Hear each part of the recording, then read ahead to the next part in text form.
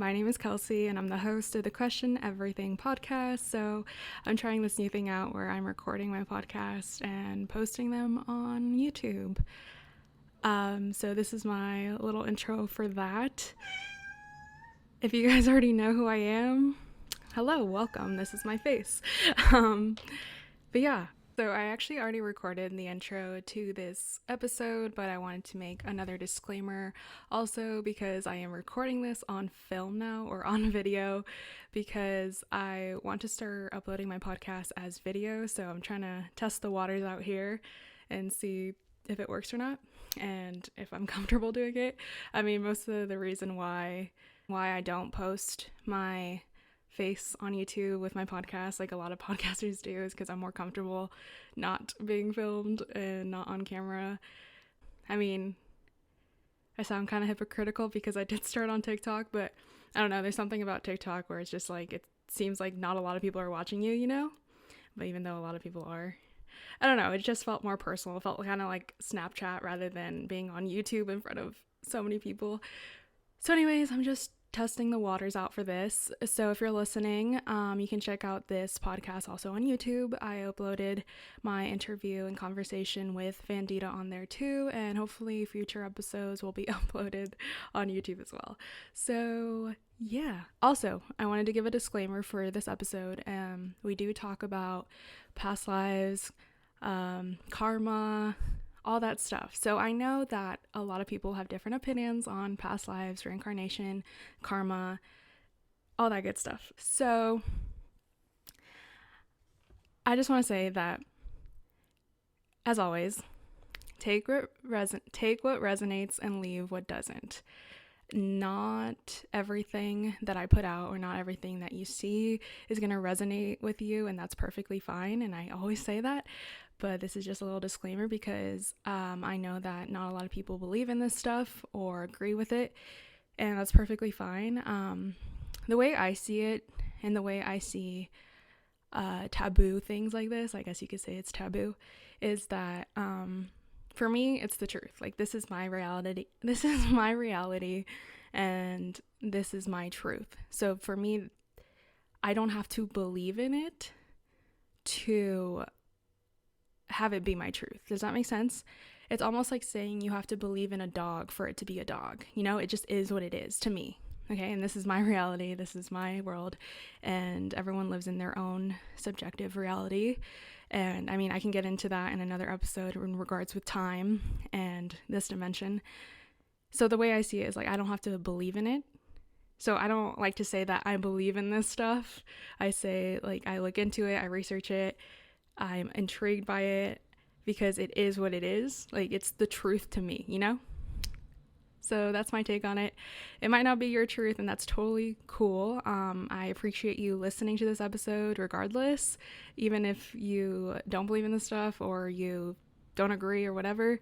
Like, I appreciate you for being here. So thanks for tuning in and listening in. And so the intro you're not going to see on video because I already recorded it, like I said. So it's probably going to be like my logo. And then you'll see the video of me and Vandita talking. So I hope you guys enjoy. This is a quick disclaimer.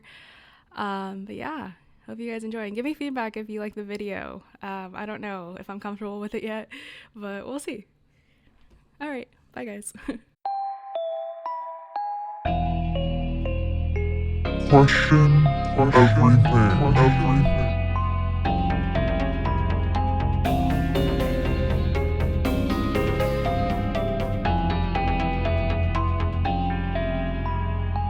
Hey guys, welcome back to Question Everything with your girl Kelsey.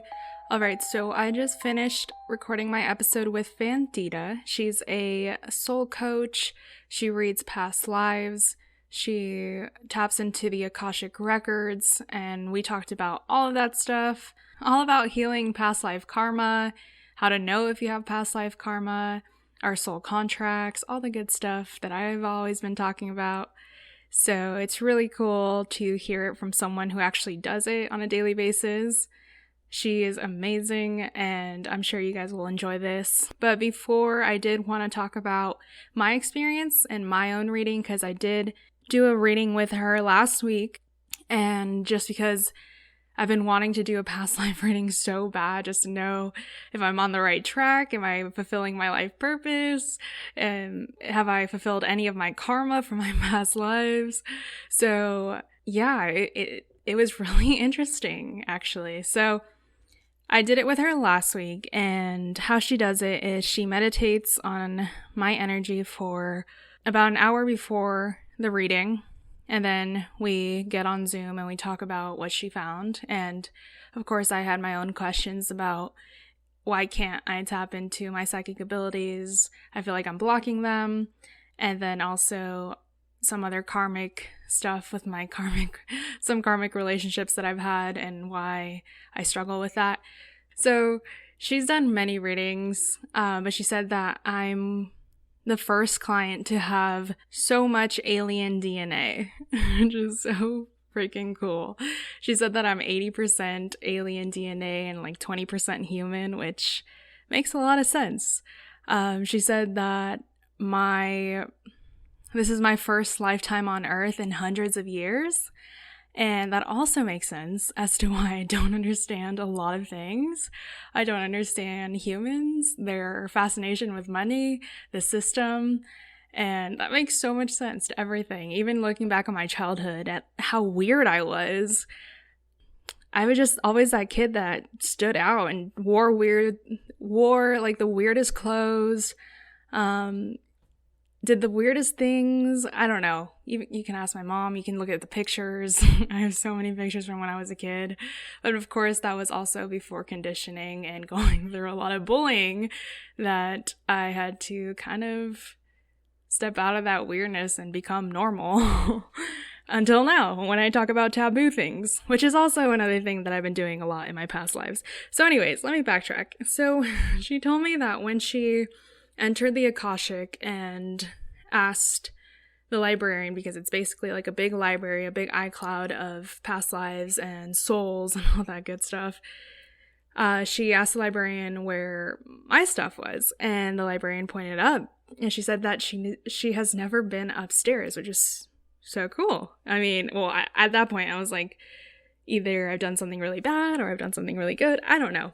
So anyways, as she was walking towards my library, I guess, she said that she started walking up this big, like, royal staircase, and it led up to these big, giant doors. And as she was describing it, I had a flashback to a dream that I had a year ago that I actually have written in my journal, and it matched what she was saying. And in my dream, I went up these stairs and I opened the doors and everyone was celebrating me, and it was crazy.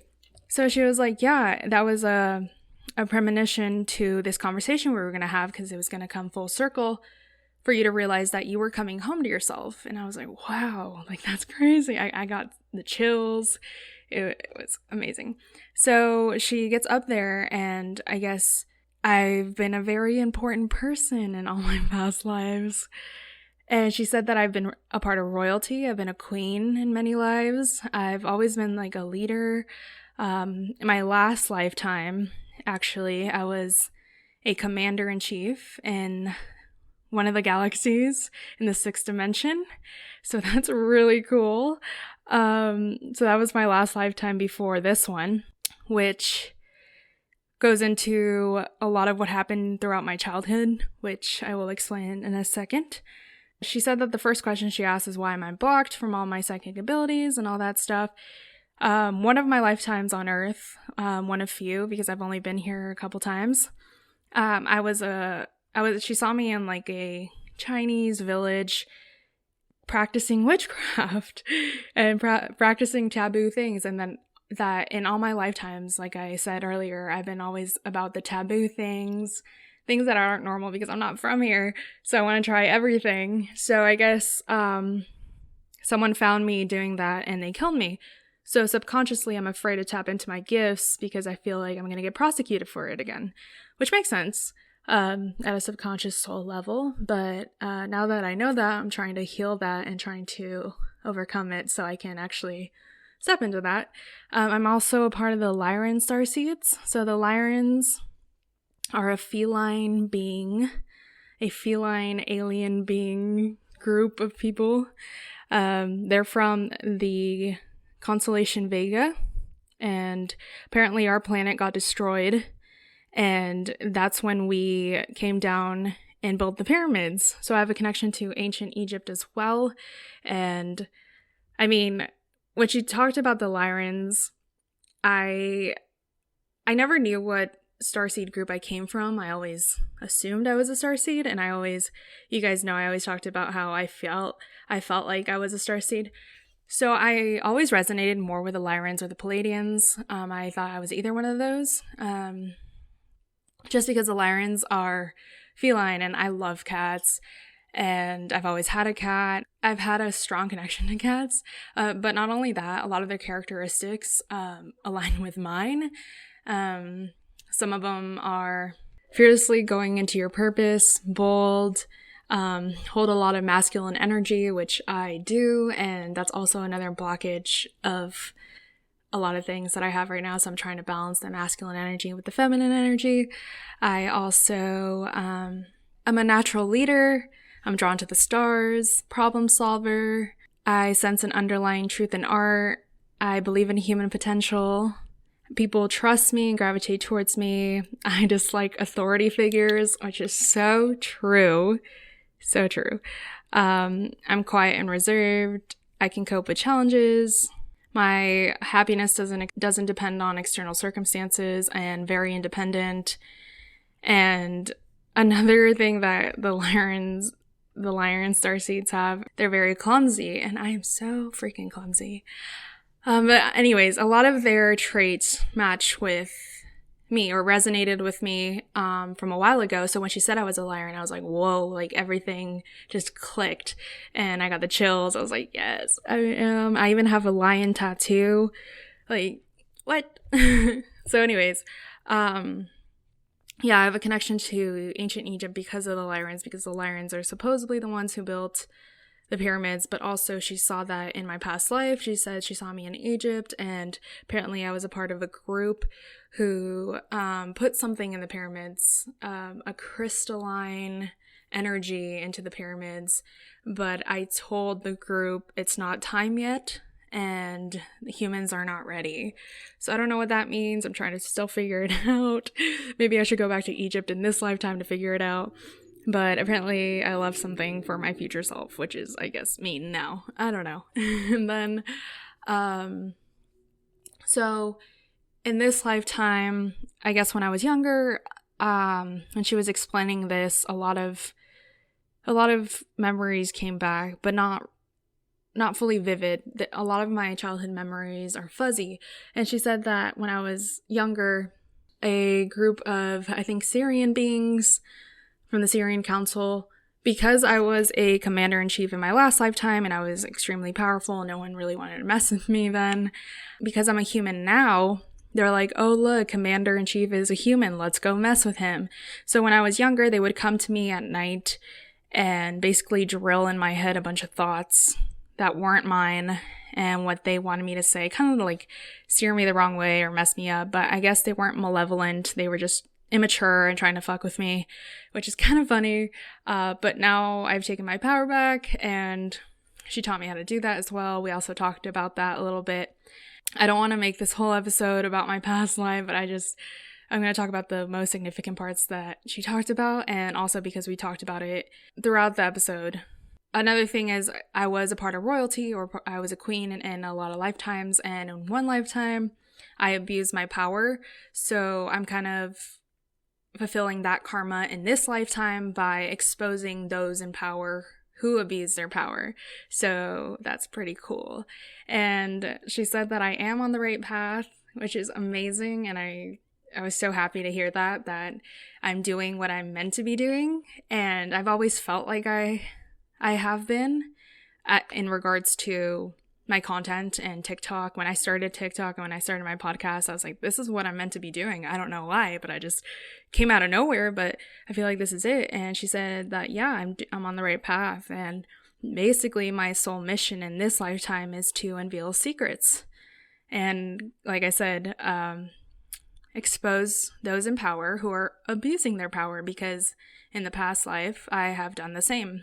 So I'm fulfilling that karma, which is so cool to kind of put everything together in perspective of how karma works and fulfilling that karma. And I'm just super excited for what's to come in regards to my life and the podcast and everything else. But yeah, those are like the significant points that she said. I think she got it spot on.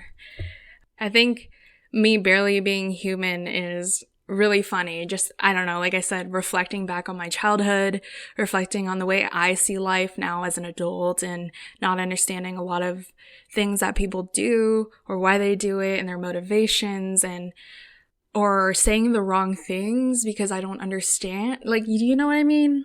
I mean, if you've been with me for a while, you know what I mean. Like, I also see things way deeper than others. And I know that's so cliche, like, oh, I see things way deeper than most people. No, but I see things so profoundly. Like, I see through the bullshit. I see through the lies. And a lot of people don't see it that way and may call me insensitive, you know, as it has happened before. But again, we talk about that too. We talk about a lot of things, and hopefully things that will help you guys or help click something in you to get one. I recommend you get a past life reading if you're being called to. I've been called to do one for so long. I've just been pulled and wanting to know more about my past lives. And especially my karma, like what did I do to deserve all this? I'm just kidding. I appreciate my life and everything I've been through and everything I'm gonna go through. But yeah, it explains a lot. It explains a lot of the way I see things, a lot of the way I see life. And hopefully I can tap into that alien DNA soon. I still have a lot of work to do and a lot of healing, of course, but we'll get there. Stay tuned. Stay for the ride. I hope you do. So anyways, without further ado, let me stop boring you with my soul's lifetimes. Let me welcome Vandita. And I will leave all her links and everything down below, so if you want to book with her, if you resonate with her, I 100,000% recommend her. She's amazing. She's very intuitive and has amazing content on TikTok as well. And she's also a doctor. Anyways, let's welcome Vandita. All right. Welcome, Vandita. Welcome to Question Everything. Thank you so much for being on. Thank you for having me. I'm so excited. Is that how you pronounce your name, right, Vandita? That's how I tell people it's pronounced. It's actually Vandita, which is the Indian way of saying it, but you can call me whatever. I'll respond to anything. Okay.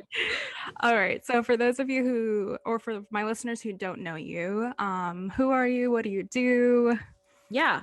So, my day job, I'm actually a doctor, which I know is a lot different than what I do now. But what I like work with people on, and what you and I connected over, is that I'm a past life reader. So I open Akashic records for people. I can see past lives.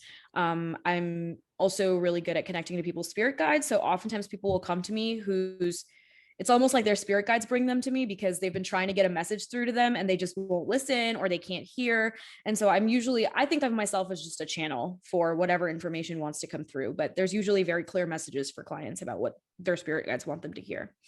How did you get to that position? How did you know that you could tap into that? Well, so about 4 years ago, I was in residency. So I was working about 100 hours a week. I was really depressed, clinically depressed. I got actually hospitalized for depression. And it was at that point where I realized, like, all right, my life needs to change. Something's not right here. And at that point, I had never had any kind of spiritual background. I was an atheist until then. And then I actually just started kind of reading about the universe. And slowly through that, I started to feel like I wasn't so alone. And everything I do, I'm so passionate about it because it's helped me so personally before. So past life readings and Akashic records readings, there was a woman that I used to go to who no longer does them, but those readings really changed my life and made me realize how much more there was to life than what I was looking at and what I was seeing. And it really helped me heal a lot of my past life patterns with family and friends and all kinds of stuff like that. And then after a while, I really was just like, I think I can do this for myself. And I became really good at that. And then people would start asking me to do it for them.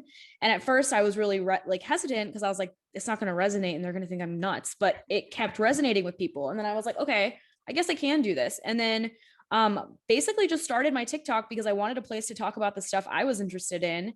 And I wanted a place where I could be fully myself, separate from this like doctor label that I have. Um, and it just kind of took on a life of its own. So it just kind of shows you how if something's really meant for you, you can't really, you can't miss it. It's going to happen, you know? So that's kind of my story. That's amazing. And for my listeners who don't know what Akashic is and basically looking into the past lives, how can you explain that to them? Yeah. So the Akashic records they're not a physical place. It's not a physical place on earth, but they are basically the record or the library of every soul's history in entirety. So every soul that's ever existed, will exist, or has existed, their soul's history is located in the Akashic records, which is on the 5D spiritual astral plane.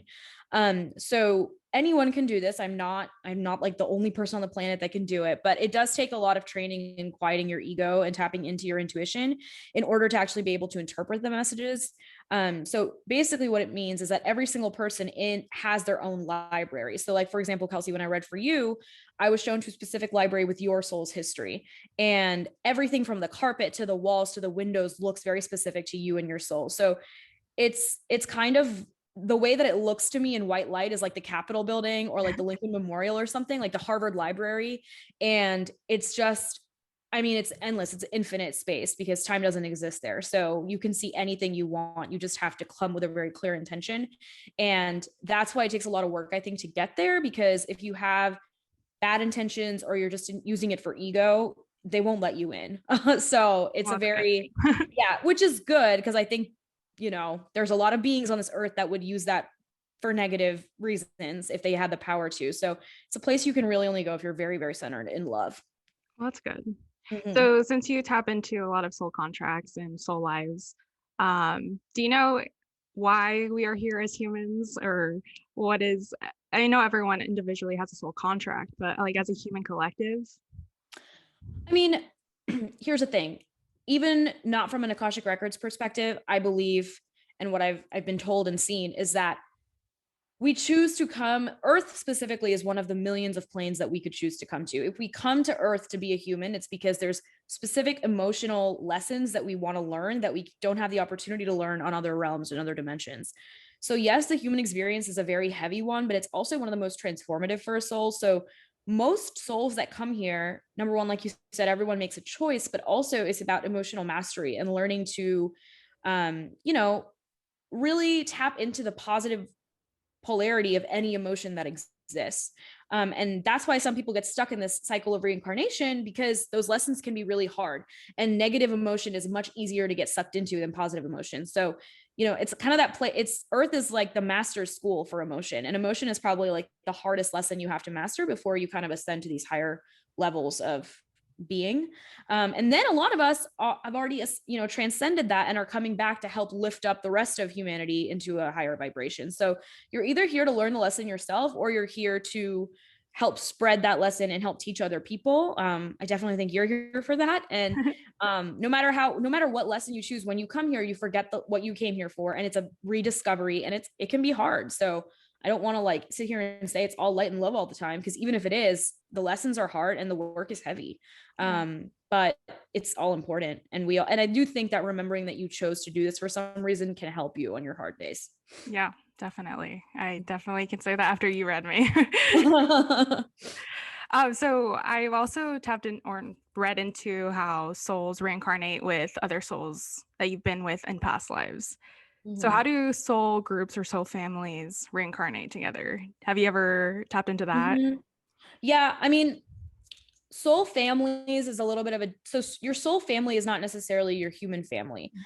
Oftentimes we have had past lives with one or multiple of the members of our family, but your soul family is more so actually the family you create. So I see soul families more so being like groups of friends, or you know, just even really like two very close friends, or even a boyfriend and a girlfriend. Those relationships are more kind of your soul family. It's the family you choose. Whereas like your actual physical family is typically very very much chosen based off of the lessons you came to life to learn, and also to finish past life business. So karmic relationships, I talk about them a lot, about romantic relationships, but I would say even more than that, it's the parent-child relationship that's very karmic. And even though you've had a lot of past lives with them, soul family to me feels more like the family that you don't have to work hard to be around, the family that feels like home. And I think that can really help validate a lot of people who don't feel like they fit in with their family, because that pressure to make your family be the place that you fit in is not necessarily how it was intended when we came to life. I think we chose our parents so that we could learn certain lessons and know that we always had our soul family that would be there for us. And our job is just to make sure that we're making ourselves available to them. Does that make sense? Yeah, that does make sense. And it makes sense to a lot of what I went through in my childhood too, or what I had to go through with my parents and stuff. I know a lot of my friends too.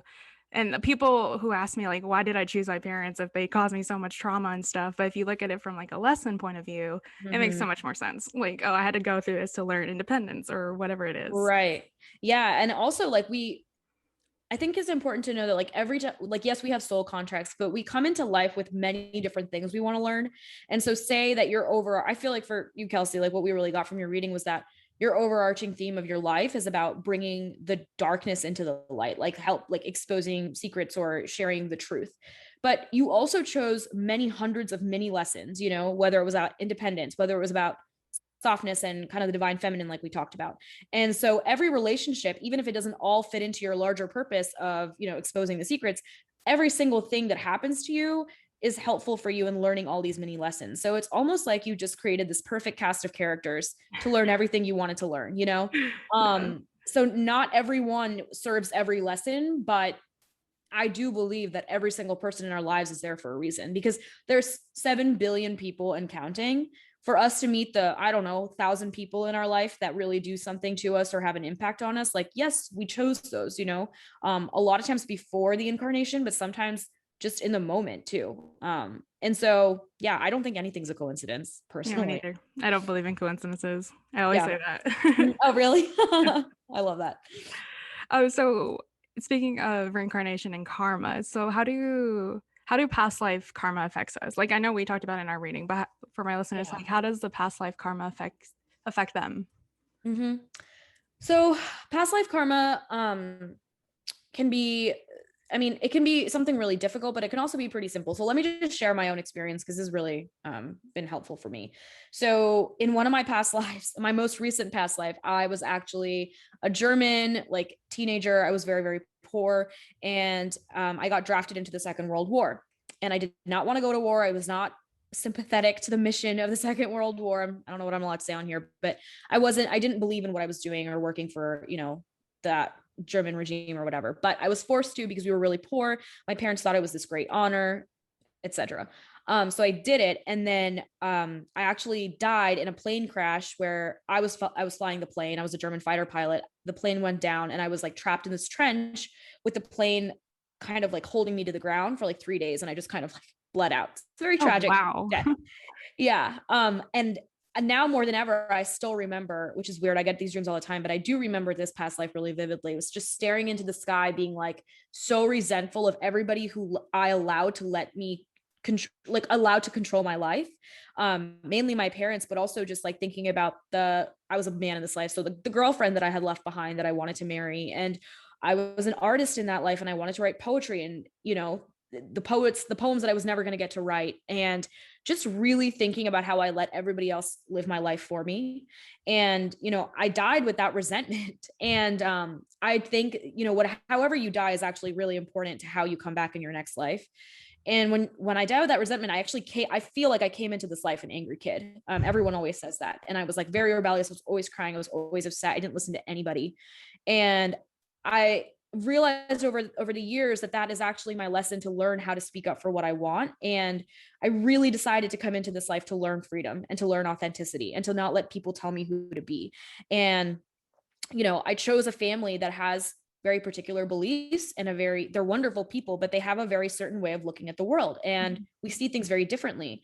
And yes, that makes my life really hard, but my goal when I came into this life wasn't for an easy life. It was to learn freedom. It was to learn to be myself. Mhm. And so by choosing like family that sometimes made it difficult to be myself, I've mastered the lesson of learning to be myself. You know what I mean? Yeah. So that's how past life comes into play. It's not necessarily this black or white, like I killed someone, so now in this life I will be killed. Like, Yeah. yes, maybe that'll happen, but more often than not, and if you choose to, you know, like in your past life, you may have killed someone, and in this life, you may be the one who's, I don't know, you were affected by violence and now you advocate for victims of violence, you know, or there's lots of different ways of those lessons playing out, and you get to choose. You know, you can choose the negative or the positive polarity of anything.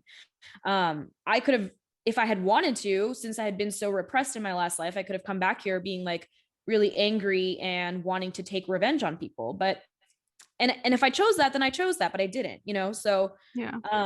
that's how, does that make sense? Like how No, that's yeah. how all those lessons kind of play out. And it's really interesting. My boyfriend in this life is the girlfriend from that life. And Aw. when we met, like immediately as I walked into the room, first of all, he's 7 years younger than me. And like, so we don't have, there's no way in a million years I would have looked at him otherwise, you know, like he doesn't fit anything on paper that I thought I wanted. But the minute I walked into the room and I saw him, my brain went, oh, there he is. And I was like, what? It was just the weirdest That's so cool though. instant connection. And then like a month after we started dating, one night I just had like, we both actually had the same like psychic vision where his face shape shifted into the girl that he was in that life, and he could see my face shape shift back into who I was. And I could even feel like the last time that I saw him in that life, which was like leaving, I told him I was going to be back soon, and he left like all pissed off at me, and I just was like staring, and again didn't speak up for anything and didn't like advocate for the relationship. And then in this life, you know, I fell in love with someone 7 years younger than me who is very culturally different from me, that I have to constantly explain to people, you know, how we get along, why we get along. And I didn't do that for her in that lifetime. And now I'm getting a chance to, you know, rewrite that. So it's actually really poetic and like beautiful Yeah, if you I love think about that. it all coming together. And I feel like karma is really used to instill fear in people. And my whole goal is to, you know, help people realize that past lives and karma can be used to see things through love and through a positive lens, because fear-based ideologies are not going to last anymore. Like that's what this new world is about. It's about truth and love and like moving into a positive vision for humanity and for the universe. And I'm not going to like sit here and use, oh, you better like know about your past lives or they'll come back to haunt you. That's not how I get readings. You know what I mean? Like it's all about like understanding and clarity and just having like polishing the mirror so you can see everything clearly. That's what I think of past lives as being, is that it helps you see why you have that difficult relationship with your mom. You know, there was a lifetime where my mom was my mom in that lifetime, and I stole from her, and she like was very, she went to jail for something I did, you know, and I don't want to talk about my mom, but like those lessons come back and play out. And so Yeah. that's why I just think it's so helpful. And it will help you too, because sometimes it's like, why do bad things happen for no reason? Yeah, sometimes things happen for no reason in this life, but more often than not, it's connected to something that's happened before. And that's why those little things that people are like, it's not a big deal. Well, it is a big deal to you because it's unfinished business from hundreds of years ago. So it is a big deal. You know, you've been waiting for that to become like finished, to complete it. Yeah. And so I think it gives closure. I think it gives clarity. I just, like, as you can tell, I'm very passionate about I it. love it. I love it.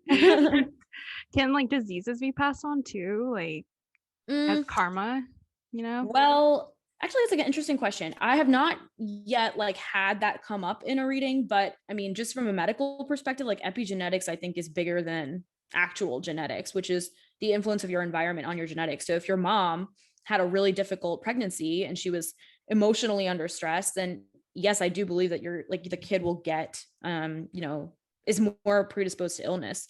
But I haven't seen diseases being carried on from karma yet, but it might be true.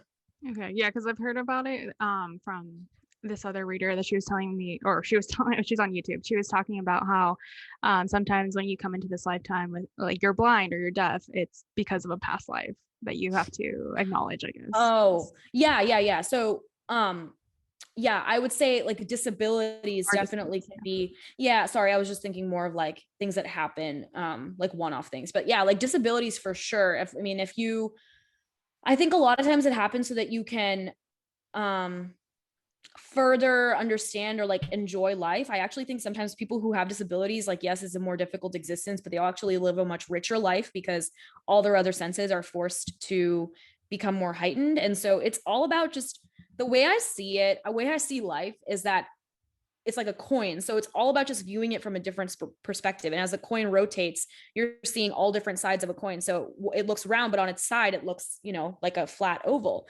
And so as souls, we want to see every single side of the coin. So you can always view it for good. And that might be like this Sagittarius eternal optimist side of me. But like, I always think that no matter what, like you can find the good in a situation. And I do think that beyond whatever something looks like on the surface, there's so much more meaning to it. So yeah, I think disabilities and diseases can definitely be part of that. Awesome. I mean, not awesome, but good to understand, because Yeah. sometimes like you're just like, why did I come in here? Because I'm partially deaf. So and like I was looking into it, especially with my past lives, but I never really understood. I was like, what did I do in my past life that now I'm like partially deaf? Mm-hmm. I'm also really blind. Yeah. So Yeah. And that's interesting. I'm also legally blind and I never think about it anymore. But and as right as you said that about you, like your and this always happens, your spirit guides are here again now. So love they it, were you guys. like, immediately they were like saying how yes, you're partially deaf, but that also means that you actually hear more loud and clear than other people do. It's almost like your intuition is stronger because you can't hear as well. So you hear things that are unsaid. Um, and it feels like you chose that on purpose so that you could hear, because it's almost like if you had your listening and your intuition with both of them as strong as they are, you wouldn't be able to discern between what you're hearing and what the truth is. But because your truth is so strong in the absence of like a strong sense of hearing, you can tell the difference between like truth and bullshit more easily. That makes So so much sense. does Yes. it? Okay. Love that. Okay, so let's move on to a generational karma. Is that a thing? Like, I guess um generational in the sense of like indigenous groups or like minority groups and all that stuff. yeah. I mean, I definitely think that's real. And I think a lot of us here on earth, speak going back to what our collective human mission is, there's a whole group of people here that it's here to break and heal ancestral trauma. And that's a lot of the work that I do. A lot of the work I do is like with women of color or, Hispanic, white, Hispanic, Indian, Black people, because a lot of us are coming to realize that there's some real work that we're here to do. And it's this feeling of responsibility that you don't know where it's coming from. A lot of that is coming from needing to heal this ancestral trauma. Because if you think about it, so many of us, our ancestors, our grandmothers, especially, and all of the women in our lineage haven't had the opportunity to speak their truth, haven't had the opportunity to do anything for themselves. And so because we're at this crucial time in history where we actually have, yes, some of our freedoms are very, very much repressed, but we do have a relative amount of freedom that other people didn't have. It's a huge time to heal all that trauma. And when you do that, you change the course of your generation forever. So it's some of the most important work you can do. And I do believe that as we heal ancestral karma within ourselves, we heal it for everybody in our lineage, whether they're alive or dead, because those souls still exist, even though they're not in human form anymore. And when you heal it for yourself and you heal it for your mom, you heal it for your grandma, you're like, that's going back into all of those souls, and it's like having a ripple effect on more than the physical plane. So I think it's like some of the most important work that you can do. And it's absolutely real. I think so much of it is real. And so much of what I do in readings is trying to help people realize that, people have this notion that they're selfish for wanting to do things for themselves. It's different than their culture or the way that they were raised. But when you do things for yourself, you're doing a disservice to everybody in your life and all of your ancestors if you don't take your opportunities. It's more selfish to not do what you want to do than it is to do it. Because all those people behind us wanted that chance and they didn't get it. And so if you have the chance, like, take it. And I know it's hard, but that is so much of the work that I do is coaching people through that. So I love yeah, that. totally real.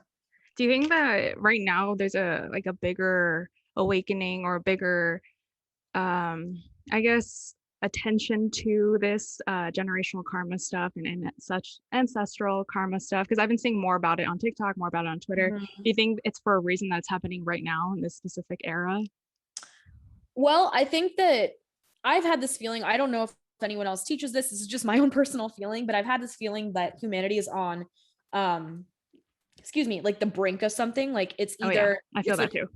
either do or die right now. And I think, again, I'm an optimist. I think we're going to do, but I think that like it takes it's massive awakenings happening. Like these videos that I'm making on karma, like I would have thought 5 people would have watched them, but it's resonating with so many people. And that just tells you that, people are waking up from conditioning. And that's what some people don't want us to wake up, but Yeah. it's happening it's, what is that term? Critical mass. Like we're reaching a critical mass of people that are waking up.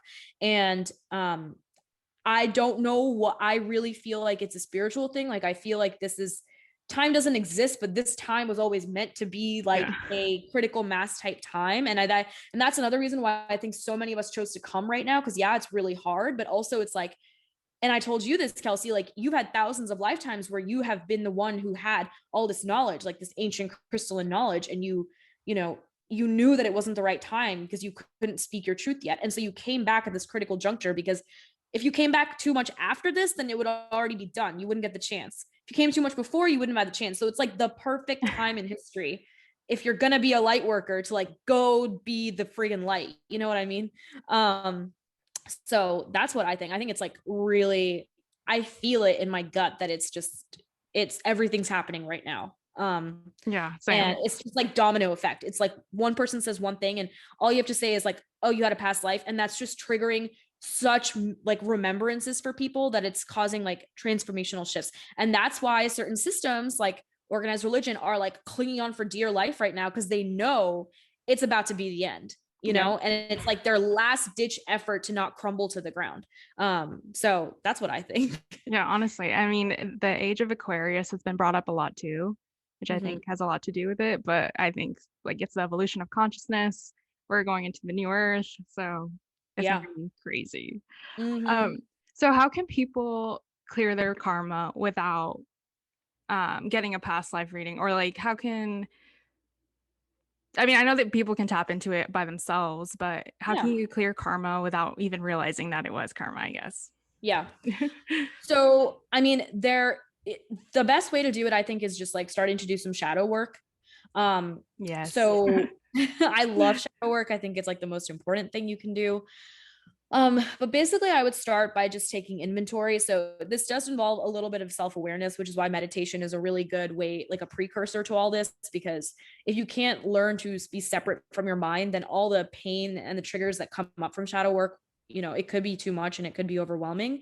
So I would say first just start with like some kind of mindfulness practice. And then once you feel comfortable in that, start taking inventory of the things in your life that are really bothering you. So whether that's your just start with your pet peeves, honestly. Like what really irritates you? What do you hate about yourself? Like get into the dark stuff and then start to see like where those patterns have consistently come up for you. Like um just an example, like if you have a really hard time in relationships and not giving too much of yourself in relationships, write down every relationship in detail and what went wrong. And I guarantee you'll start to see patterns that repeat over and over and over again. And those aren't coincidences. Those are, yeah, well, like we can call it karma, or you don't have to if you don't like that term, but things happen until we learn the lesson from them, So now with the awareness that you have and taking a step between you and the situation, look back and say, okay, what would I have done differently to have made me feel better about that outcome? And then inevitably you will get the opportunity again. And then during that time, if you have a consistent shadow practice, and you have like some consistent inner, mindfulness practice, then you'll be able to say like, oh shit, this is a pattern and I can do something different in this situation. And that's really all it takes. It's about like that same pattern coming up and being like, no, I'm gonna do something different. I guarantee you once you do that, it won't happen again. Like it's wild how once you clear, like you decide to choose the lesson, like it's not some angry vengeful god just trying to like screw you over. It's just your own soul being like, oh shit, okay, didn't do it. It's like a video game and you're just like, okay, I'm gonna try again because I died in that life, and you're just like gonna keep trying it until you learn the lesson. But once you say like no, or whatever the lesson is, whether it's like asserting boundaries or not giving too much of yourself to a relationship, or anything like that, any kind of like traumatic thing like that, once you decide that you want to do something different, it just doesn't happen again. So I think shadow work is the best place to start, but it does take a lot of awareness because again, not only is it hard to recognize those patterns, but to sit with yourself as you explore like the negative emotion of all that, it's a lot. So if you need to, like, go do it with a trusted professional. But I really do think we're not meant to do everything alone. Like, we're all one collective soul. So if you can find someone to help you that you trust, even if it's just a therapist or a psychologist that is open to the way that you think, then do it with them, because it's hard to do all that alone. And oftentimes we're not meant to.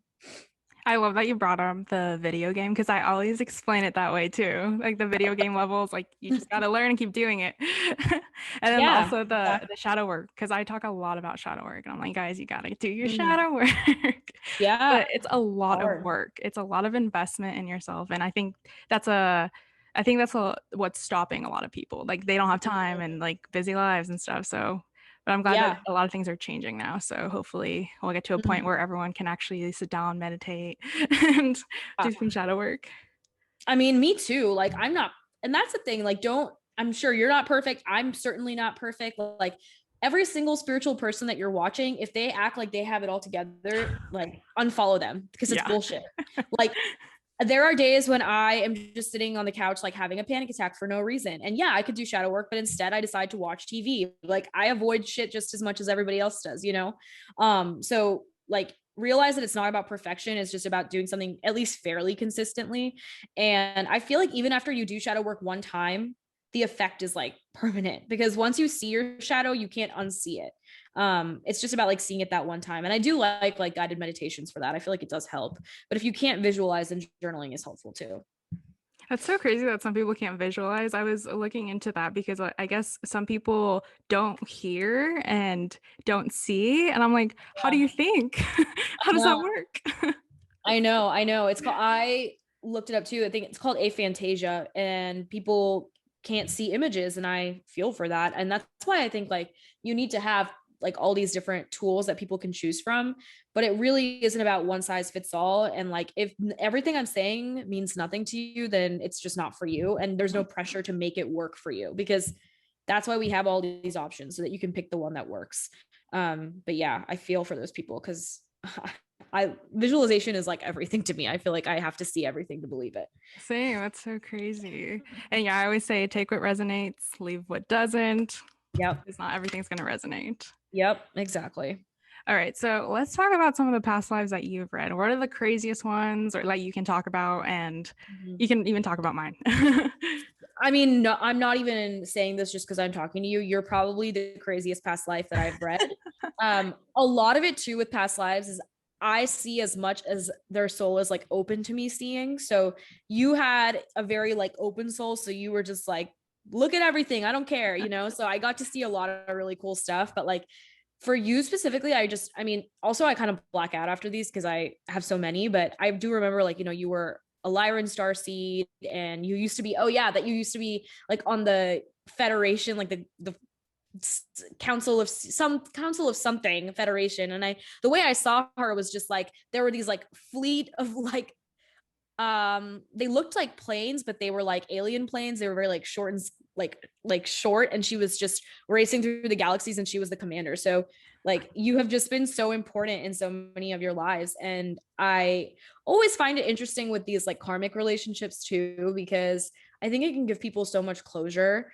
And I just had a client the other day who I told her that it was interesting when I was doing the reading before, because I meditate on your energy and I get all of the messages and I see all your lives before, and then we go over it during the reading.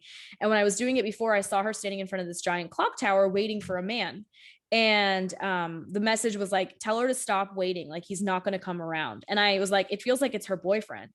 Well, when I did the reading, she was like, oh, it must be my ex. I like my boyfriend. And I was like, oh, okay. Like, that makes sense. Then she texted me yesterday and said that she knew it was her actual boyfriend when I was doing the reading. She just like couldn't believe that I had said that. And she felt really uncomfortable about it. And she's like, and after you did that, I just felt like I've been waiting for so long, and I knew it was about him, and we broke up, and I feel so much better. And Wow. yeah. And so I was like, that's awesome. Like, that's exactly what I like hope to happen with this work, is that it empowers you to make decisions that you were on the fence about. Um, it's also interesting too how people's like sole purpose can be so much different than what they portray online, because I never look anybody up when I do the readings, because it just interferes with what I get. Um, But there was another client who her soul was very like childlike, and her sole purpose was actually like she would have been so happy just to bake bread. And I told her that her happiest life was that she was just a bread maker, like roaming around the city delivering bread in her little blue dress. And she freaked out. She was like, I've never told anybody this before. All I want to do is bake bread. I've never like all this stuff. And then I was like, oh, that's cool. After the reading, I look her up and she's like a lingerie model. And I Oh was my like, God. this is why I don't pick anybody up, because people are so different. Their soul is so different than what they portray on social media or anywhere. It's a really good lesson to not believe anything anyone shows you on social media. But like, yeah, so when I do these readings, I see the essence of your soul. I don't see what your human is up to or like what mask you're wearing. You know, I just see what you really are on the inside. So that was pretty cool. And I feel like as far as like alien past lives, I haven't told anyone this. This is kind of cool. I like want to talk about this on TikTok, but I'm also terrified because the TikTok trolls are real. But there's a lot of us who really, so I don't know if you saw, I made a video about how hell isn't real. Yes, And I love that video. thanks. One of the reasons I feel so strongly about that is I actually have felt this really strong connection to Jesus my whole life. And I'm not Christian, and I was raised Hindu. So there's no reason for me to feel connected to him. And for several months now, I've been getting the own like intuitive feeling that I was actually one of his apostles. And I then got actually in one of my other past life readings for myself that after I left Earth, Jesus has been like going around the galaxies, like going to different planets, trying to raise their vibration. And so I was with him on the planet Orion, trying to help raise their vibration. So I've been attracting a lot of clients who were with me on these missions. And it's really interesting because when I ask them, like, if they're religious, usually they have some story of how they were raised Christian or have fallen away from Christianity, but like dream of Jesus, miss him, feel like, well, one client said that she dreams every night of him and is always like, no, please come back. And so there's like all these people that are like, we're like soul family. So I'm always able to tell if like they were on a mission with me, but some of them like have been on Sirius to raise the vibration, because it seems like the planet Sirius used to be high vibe, and then there was like a little bit of like reptilian infiltration. So then Jesus has to go back in, and I call it like the Jesus troop. It's like he just like takes his favorite souls with him to like different planets to raise their vibration. So a lot of clients have had like very recent lives on other dimensions or other planets trying to raise their vibration. So that has been coming up a lot, which I think is really cool. That's also why I felt so strongly about that, because I'm like, y'all just keep twisting the friggin' message. Like, yeah. he is like always talking to me, always. So I mean, I don't tell anyone that because I think I sound a little bit crazy, but he's always telling me like, no, can you just like help me, you know, can you please just go tell them like what I meant by this? And so it's constantly like, I mean, I talk to my spirit guides all the time, but after that video, I was like, are you happy with this? And like how this is going? Because all the angry Christians were coming after me. But I really did feel like there were people who needed to hear that. And I think that fear-based religion is going to die soon. And I just think that any message that was like infiltrated to be taken negatively is going to come out and be transmuted into the light. So that's kind of a cool one that I haven't told anyone yet. I love that.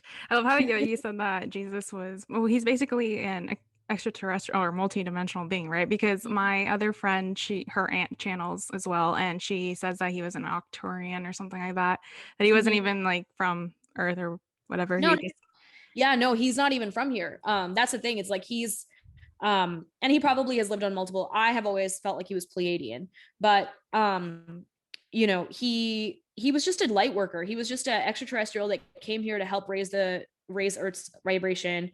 And you know, the world wasn't ready for it, and they took that message of light and they turned it into evil, as they do. And you know, now a whole new generation of light workers is trying to restore the original message again. So love that. Yeah, it's like I feel very strongly about that. And just his original message has been so like misconstrued, and it's really upsetting. And I feel like that's another thing about past lives. If you don't want to get a past life reading, but something really upsets you and you have no context for it, like you weren't raised in it, or it's not something that you've been like told your whole life, and you're like, why do I have this unexplainable connection to this? It's probably a past life thing. So explore that and don't like beat yourself up for it. Because for a long time I was like, why do I love Jesus so much? Like why do I care so much about this guy's message? And now I finally realize why. And so I just have stopped like overthinking it. And it becomes nice because after that I don't have to like worry, am I a Christian or this or that? It's not about labels. It's just about like, living a past life with someone and really loving them then. And of Yeah. course, love doesn't die. That's like the most powerful emotion. So of anything that's going to be like preserved through lifetimes, it's going to be love. Yep, that makes sense with my karmic relationship. So okay, I'm not to like switch topics, but you do talk about this a lot on your content, and I love it. Manifesting versus reality transurfing, and I'm very, very interested to learn more about reality transurfing because I don't know what that is. Yeah. I, I got a lot of backlash about this because people were like, you're just restating the law of attraction. So I have introspected about this. I do think there's some truth to that. And after like trying to figure out what people are saying, I think, there's labels are useful to the extent that it helps you compartmentalize things. So the way that I view reality transurfing is it's basically about shifting timelines. So it's not about pushing for the thing, but just kind of like effortlessly shifting to a place where it's already true. I think that the results are very similar. Obviously, both take you from where you are to where you want to be, but the techniques are very different. So, reality transurfing really focuses more on non-importance and not putting anything on a pedestal and really just like not making anything a big deal.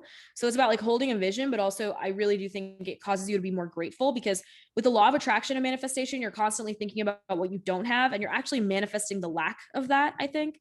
Whereas with the reality transurfing, it's like, say I want to, and I really do believe that I shifted into this timeline with this because I had nothing. And then over a month, I've blown up on TikTok and it's just a very, but I do think it's because I made it not important in my head. And it was something that I was just like, yeah, this is going to happen for me and it's not a big deal. And so it's about like reducing importance and avoiding like strong emotions about anything. Like, if something makes you really upset, it's about just like saying no to that and not allowing that to influence how you view your reality. Does that make any sense? I feel like I ran that. But I don't think that you have to like go and get the book or anything like that. I think Vadim Zeland has a lot of like interesting ways of phrasing it, but at the end of the day, it is about bringing in things you want to quote manifest. It's just that with reality transurfing, I think the methods are better because they allow you to stay more neutral. They allow you to not place so much importance on the thing so that it causes you to focus more on like your spiritual journey. Because the external can change all at once, but if you don't have a strong foundation inside, then you won't be happy even if you have hundreds of thousands of dollars. I know that sounds ridiculous, but it's true. So that's why I like reality transurfing better.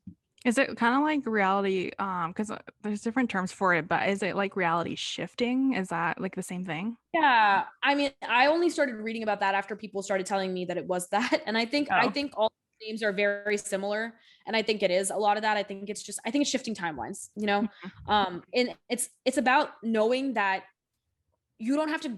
The way I think about it is that one, with manifestation, I always felt like it was like resistance, like you were clawing for this thing that you knew could exist. With reality transurfing, it's about how there's this thing called a space of variation. So there's every single life you could ever think of, it already exists. It's just about like, and these branches crisscross at different places. So say I'm here, I need to walk to the place where my branch crisscrosses the branch of the life that I want, and then I just jump onto that life. That visual for me is a lot easier, and that affects the way that I think about visual, like manifesting and visualizing. And if I go into it with a feeling of like that's easier, then what I want comes easier. So I do think a lot of it is also about like how the technique affects your nervous system, because one technique might make your heart rate spike, and then that's going to be harder for you to do because it's revving you up too much. Whereas for me, reality transurfing keeps me calm while I'm thinking about what I want, and then that allows me to come to it easier. So if manifestation doesn't give you a panic attack like it does for me, then do it. But if it does, and you want to go, if you want a technique that feels easier in your body, then I do like this one better. Dolores Cannon talks about this, like the different timelines of how when you think of a choice and you choose the other choice, like if you think of two choices and you think of them in depth and then you choose one side but the other one is still in your head, it creates another timeline.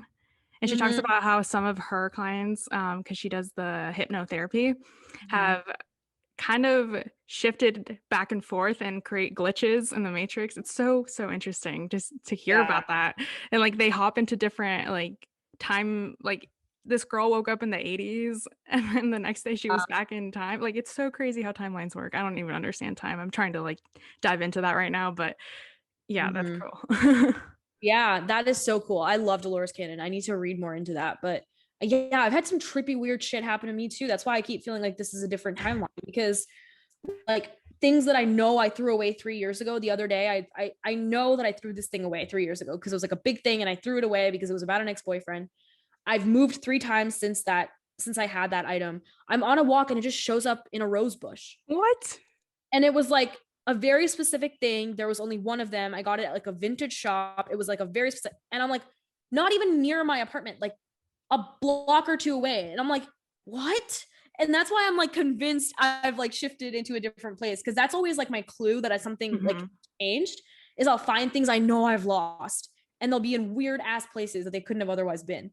And like just crazy stuff. And then like before that I like dropped I dropped this ring off the balcony and I went downstairs. I couldn't find it anywhere. I gave up.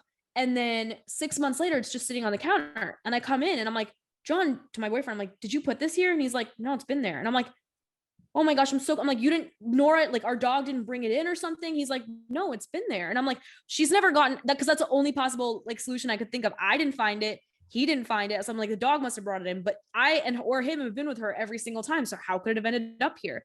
And on top of that, there was a tornado and a hurricane in between when the ring like fell down and came here, which I like the whole like everything in the complex was swept away. So how could this little ring not have been swept away? Yeah. I think those are other signs that you've shifted timelines is when weird trippy glitches like that happen. I haven't woken up in the 80s, but I mean, like I just think that's freaking crazy. Like I still get chills when stuff like that happens. So yeah. Wow. I think I would have thought that I was going crazy. Like, you know, people who aren't aware of this stuff, Yeah. they probably are like, I'm going crazy. Like, this is I it. know. And do you ever wonder how many people have been like misdiagnosed with like schizophrenia or, you know, whatever because they Yes. like enlightened and were seeing things that other people couldn't see and then the system medicated them and took away their power, you know what I mean? And that's not to say that it's everyone, but I always think about that. I'm like, people would have said I was delusional. They would have hospitalized me for a visual like hallucination, you know? Yeah. So I always think that not all, but most of like mental health issues or what are considered in the system mental health issues are like psychic gifts or experiencing something like a glitch or something and then they get medicated like I always talk about this because I talk about conspiracy theories on my podcast. That's a side note, guys. When she read me, she did not know anything about me, so when she was talking about my past life, it was insane about revealing secrets. But in relation to Kanye West, because Kanye, they all say he's oh, bipolar and stuff, and I honestly think they just medicated him to shut him up and just to mess up with his memories and stuff because he was trying to kind of expose everything that was going on in the industry and stuff. So I always think about that. I'm always like, I don't think a lot of people are as crazy as the system thinks, you know?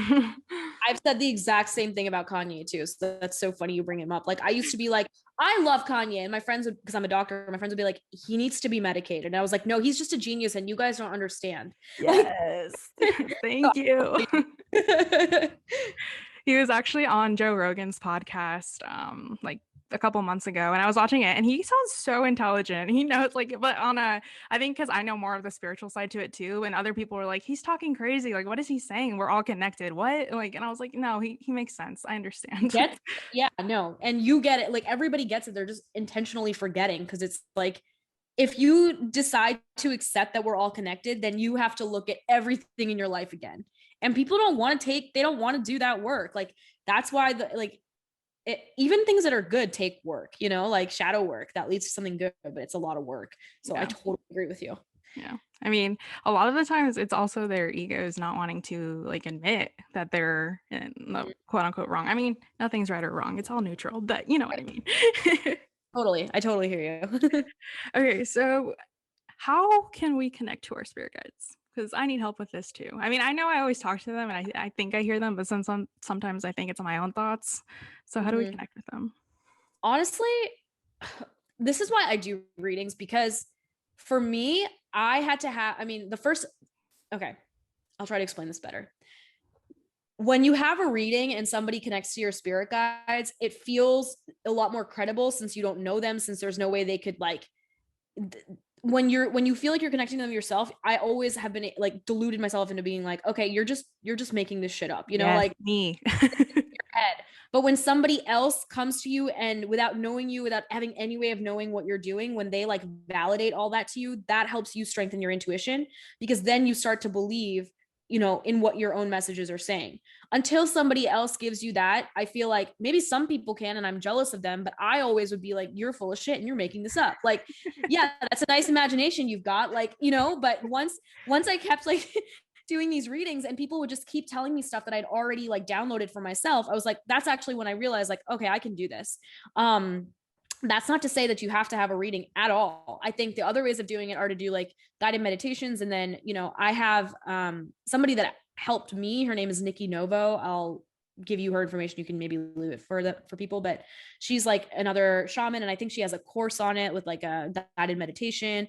But the only way really is to ask and set the intention that spirit guides for your highest good would reveal themselves to you, and then pay attention to what comes in and then try to believe it, and that's the hardest part, is believing what you're hearing, because like I don't know, if someone can figure that out, then they need to teach me, because like I almost like, the reason I now believe I can do this is because I've done it enough to believe that, okay, it's resonating with people, so I think I can do this, and I just want to normalize that self-doubt for people, because it's very much part of the journey. It's not like you just wake up one day and you're like, I know my spirit guides and I have transcended all. Like, no, it's a lot of it is like, is this real? Am I crazy? And then just like continuing to trust messages that come in, and seeing what happens, which is why I think the awareness piece is so important. So one thing you can do that always helps me is journal about it. So set a little intention before and write like, I intend, again, like I said, like I intend that spirit guides acting for my highest good and the highest good of all would make themselves known to me and speak to me through this journaling. And then I write a question and I literally would label it like V, like Vandita, colon, like, what are you trying to teach me right now? And then whatever comes in, like this is the challenge, not challenging what comes in, but then whatever comes in, just start automatically writing it down, even if it doesn't make sense to you, even if it feels like it's just from your head, because it is from your spirit guides. You just have to believe that it is. But I'll tell you that everything gets so much more magical once like somebody else tells you that what you're saying, and then you start to feel like everything's just a dream and like it's so beautiful. But in reality, like you've done this yourself all along. You just needed someone to come in and validate it. So that's my best advice. Is just meditating and then journaling and asking very specific questions too can help. Okay, well, as for me, because you told me in my reading that some other beings are trying to manipulate my thoughts. So how do I've been after our reading. So for those listening and are confused, I'll probably do a little intro and explain what she told me. But she basically said that when I was around 2 to 4 years old, there were beings that were trying to, I guess, manipulate my thoughts into what they wanted me to live out and say to other people and stuff. And it wasn't until after our reading that I was like, okay, you guys, you have no power over me. I step into my power. You guys can't touch me or include any thoughts or anything. So like, how do I do that? Well, first of all, I already feel that you have, because I can feel the shift. Like before it felt like there were like there was energy very close to you, and now I feel like there's a nice big energetic bubble.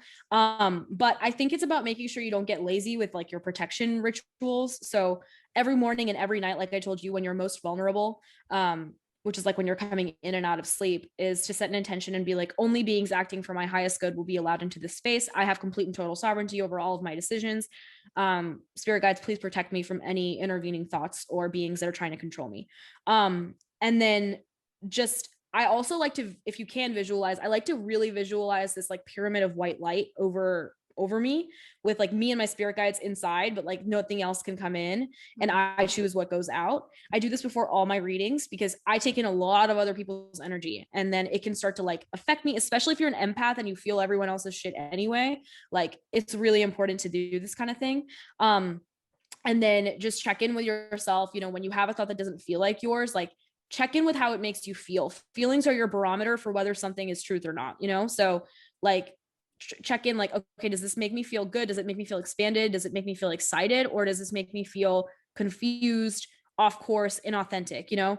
And if you feel like it's the latter, be like, okay, again, I'm asking that all beings that are not for the highest good leave the room. You're not invited. And they will leave. They, for the most part, they will always leave. So that's what I would suggest, is just continuing to make sure you stay anchored in that, because you do, like, your spirit guides aren't going to intervene without your consent. So if you want them to protect you, you have to ask for it.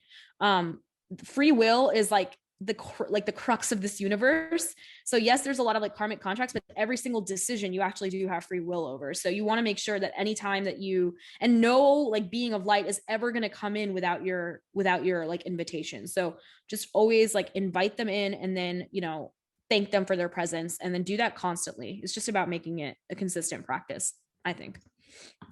So along with that, because I wanted to talk about this. So because they were trying to infringe on my free will.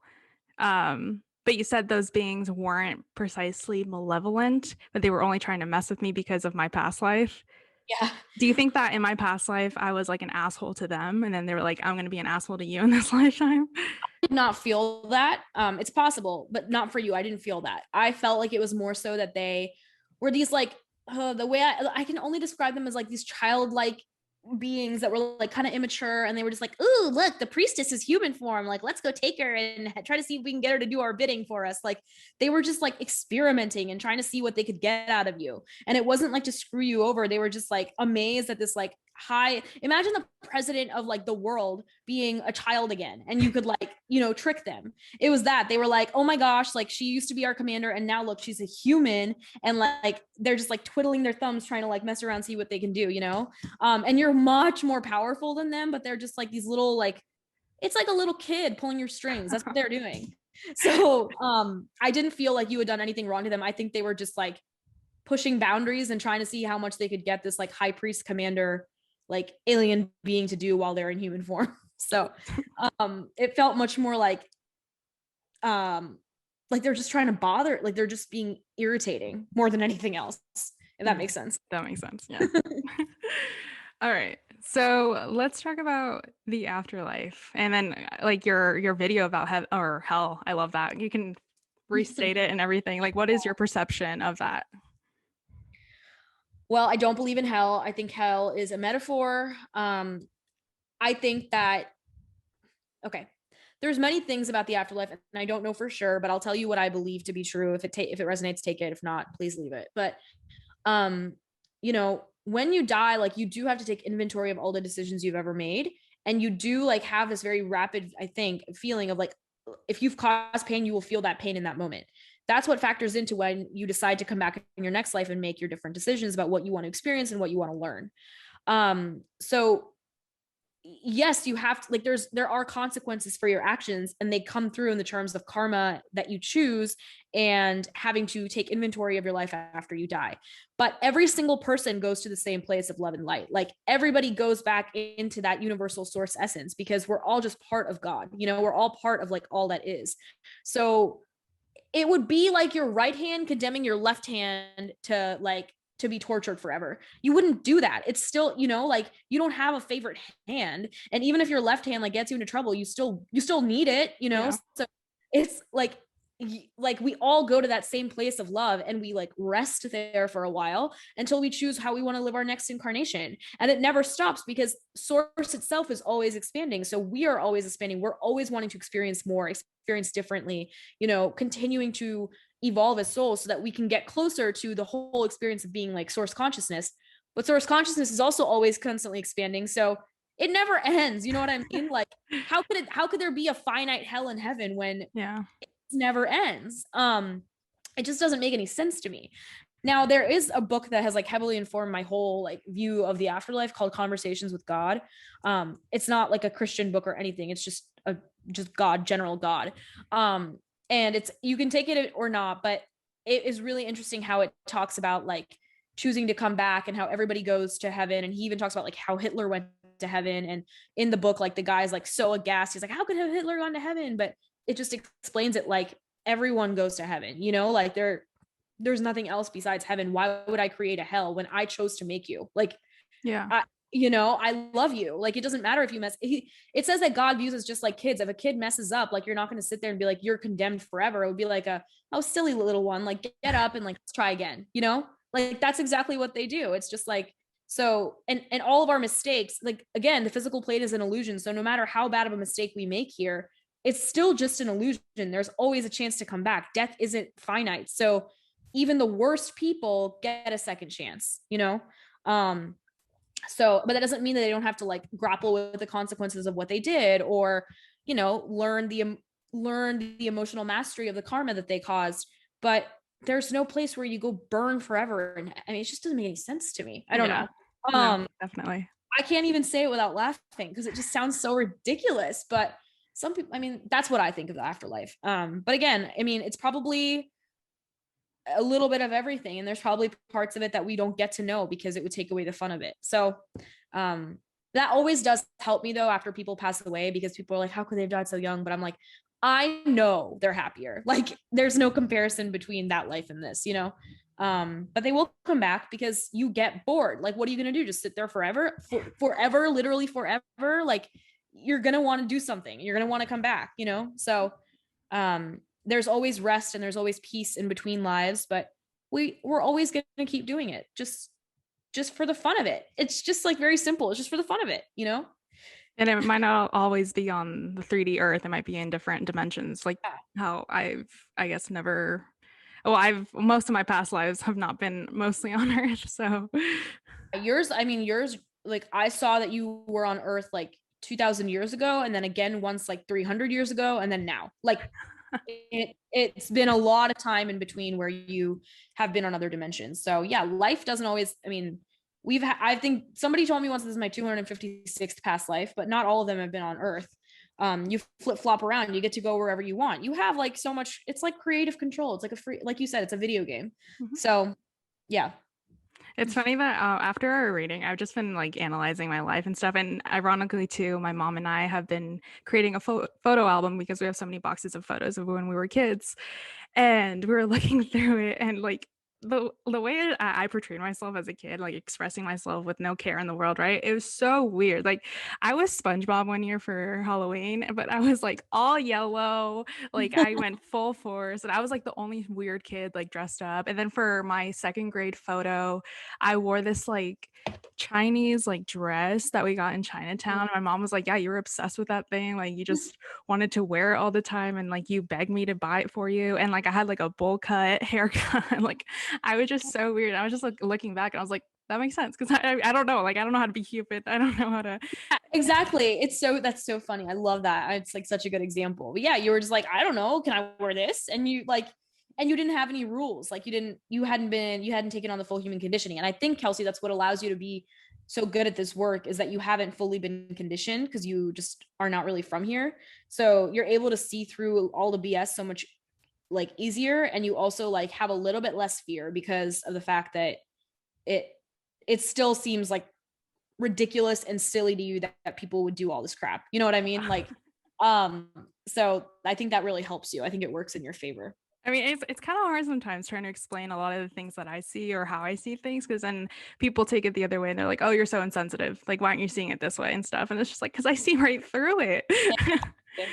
Yeah. And we need people like that, because there's some people who have had nothing but human experiences. And those people, I feel for them. They really struggle. But people who have had at least a few more like alien experiences, or have at least had human lives where they've learned a lot and become very spiritual, like they do tend to have an easier time. So it's just about knowing that like everyone's on a different journey, like level and of evolution. And you'll never be able to explain it to people like that because they just haven't gone through it yet. They have no frame of reference. Yeah. Oh, there was another thing that I wanted to mention, because when you were doing my reading and you said, you were like, I don't know if you know this, but like the government's full of reptilians and stuff. And this is, I don't know, before you saw my content and stuff, but I talk about them all the time. I was like, that's so funny that you mentioned that, because I talk about them all the time. But do you think that they have a huge influence on our world right now? Have you tapped into anyone who has like any connections to them or anything like that, other than how they're up my butt? I have not tapped into that really, and I think a lot of it is my own fear. And so I am limited by my fear, right? So like I can only see as much as my ego will allow me. So like there's a lot of ego death that needs to come for that too. But I feel that they do have a lot of control, but I also feel that, like I said, we're at a tipping point and they are like grappling. They're like, it's their last ditch fucking effort to just like regain control. And I don't think it's going to work. Like I see it all happening. I don't think they're going to be able to get full control. I think there's some people who just like love to be controlled. And there's a lot of humans that love to be controlled, but the people coming out of like the woodwork is much, I see much more in terms of numbers than the reptilians. And but all that to say, like they do still have an insane amount of, it's going to be a long journey. It's a long road. I don't want to make it sound easy. It's not. And I think that's why I get afraid of it. But like I'm gonna start doing more into that. So ask me in 6 months, because I think I'm gonna, like, as you're saying that, I'm like, I need to work through this. So I need to like see what they're up to. It's almost like once I feel like I know I can see what they're doing. And it's like once I see it, I don't know what I'm supposed to do about it. And that's what's blocked. Like that's what's keeping me back from looking. And I'm sure a lot of your listeners probably can sympathize with that as well. Have you ever looked up Elizabeth April? I love her. Me too. Yeah, I love her. I don't listen to her stuff all the time. Like I've listened to like one podcast from her. But I think that girl knows what she's talking about. She's very, very talented too. She's a very good channeler. So I watch her videos religiously, and I just watched her newest one, which was released on Sunday. But she was talking about how well, someone asked her a question, because every Sunday she has questions. So on Sunday, someone asked about Antarctica and what they do there and like the cloning and stuff. And she said that one time she was astral traveling there, and one of the reptilians, I guess they have guards, like astral guards that keep the whole place like on lockdown. They like pushed her out because she said that she forgot to wear an invisibility cloak and they saw her. But I guess they have guards over everything. So guards over like the White House, like astral guards over Area 51 and all this stuff.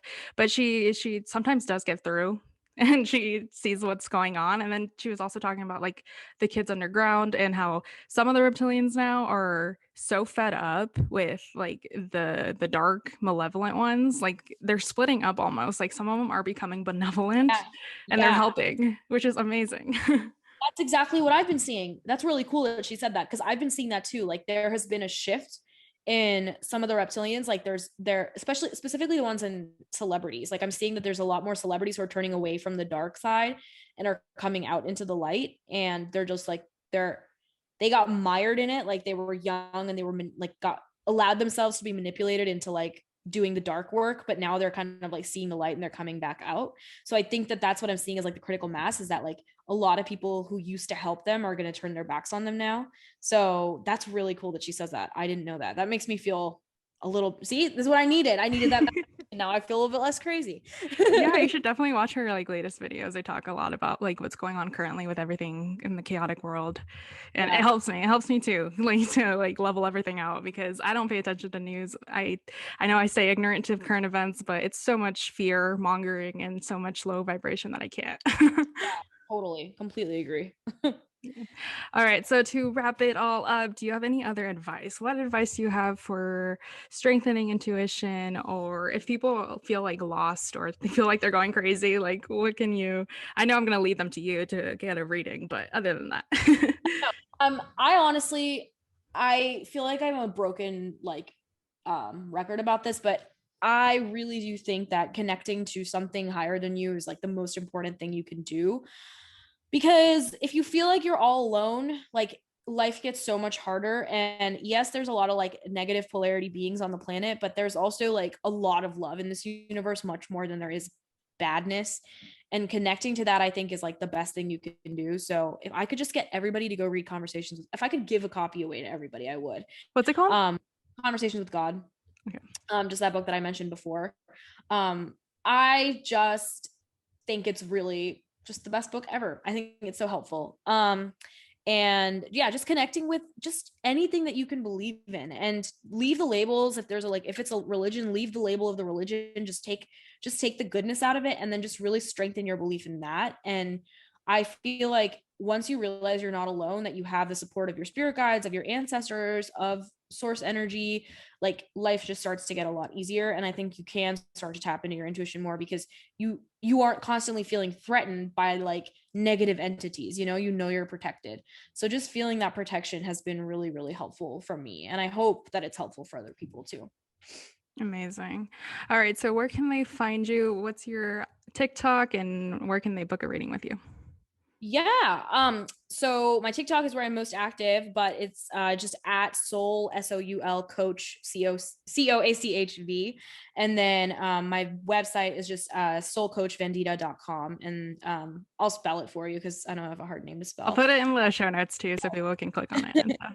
Awesome. Yeah. And then if you just go there, you can book a reading. And Instagram, I'm just Soul Coach V there too. But if you ever want to just like DM me or ask questions or anything, feel free because I'm always happy to answer questions.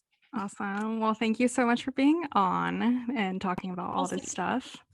I'm so excited. Thank you for having me. This was so much fun. Yeah, of course. I'm so excited to see your growth. And in 6 months, we'll come back and talk about reptilians more. I know I'm gonna need to have you. I'm starting a podcast soon, actually. Hopefully in the next month. But I want to have you on there to tell me all about your secrets because I know you've got a lot of secrets to share, so I want to hear them. Awesome. I'm excited for it. Well, thank you guys for listening. I hope you guys enjoyed, and make sure to check out Vandita. I will definitely put it in the show notes, so make sure to look down there. And I hope you guys have an amazing day. All right, bye guys.